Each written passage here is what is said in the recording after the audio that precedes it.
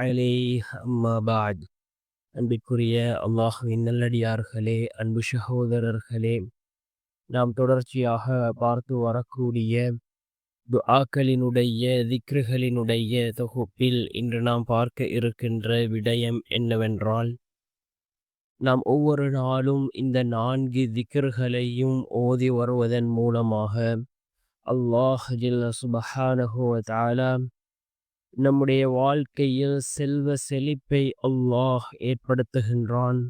அல்லாஹ்வினுடைய புறத்திலிருந்து உதவிகளை கொண்டு வந்து சேர்க்கக்கூடிய மிகவும் அற்புதமான 4 திக்ருகளை தான் நாம் இன்றைய வீடியோவில் பார்க்க இருக்கின்றோம். அன்பார்ந்தவர்களே, அல்லாஹ்வின் நல்லடியார்களே, ஏராளமான திக்ருகள் இருக்கின்றது. இந்த திக்ருகளை நாம் ஓதி அல்லாஹ்விடம் பிரார்த்தனை செய்தால் அல்லாஹ் ஜல்ல சுப்ஹானஹு வ தஆலா நம்முடைய வாழ்க்கையில் சிறந்ததொரு மாற்றத்தை அல்லாஹ் ஏற்படுத்துவான். அன்பார்ந்த சகோதரர்களே, அல்லாஹ்வின் நல்லடியார்களே, இந்த 4 திக்ருகளும் மிக முக்கியமான திக்ருகள்.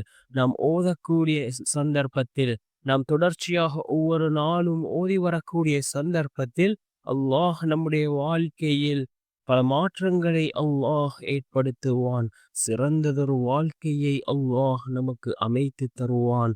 மிகவும் சிறந்த 4 திக்ருகளாக இருந்து கொண்டிருக்கின்றது. நாம் 3 நாட்கள் ஓதக்கூடிய சந்தர்ப்பத்திலேயே நம்முடைய வாழ்க்கையில் ஏற்படக்கூடிய மாற்றங்களை நாம் காணலாம். அந்த அளவுக்கு சிறந்த திக்ருகள். முதலாவது திக்ர் என்னவென்றால், இந்த கலிமாவை ஓதுங்கள். லா இலாஹ இல்லல்லாஹ், லா இலாஹ இல்லல்லாஹ் என்ற இந்த கலிமாவை ஓதுங்கள். இரண்டாவது, அல்லாஹ்விடம் பாவ மன்னிப்பு தேடுங்கள். ரப்பிக்ஃபிர்லி, ரப்பிக்ஃபிர்லி என்ற இந்த திக்ரை அதிகமாக ஓதுங்கள். மூன்றாவது, யா முஜீப், யா முஜீப் என்ற அல்லாஹ்வினுடைய இந்த திருநாமத்தை அதிகமாக ஓதுங்கள். மிகவும் சிறந்த ஒரு திருநாமம். அல்லாஹ் ஜல்ல சுப்ஹானஹு வ தஆலாவுக்கு அழகிய 99 திருநாமங்கள் இருக்கின்றது.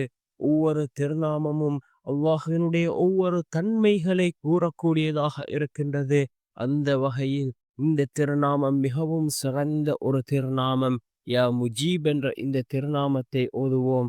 அதன் பின்னால் நான்காவது, ரசூலுல்லாஹி ஸல்லல்லாஹு அலைஹி வஸல்லம் அவர்கள் மீது நாம் ஸலவாத்து கூறுவோம்.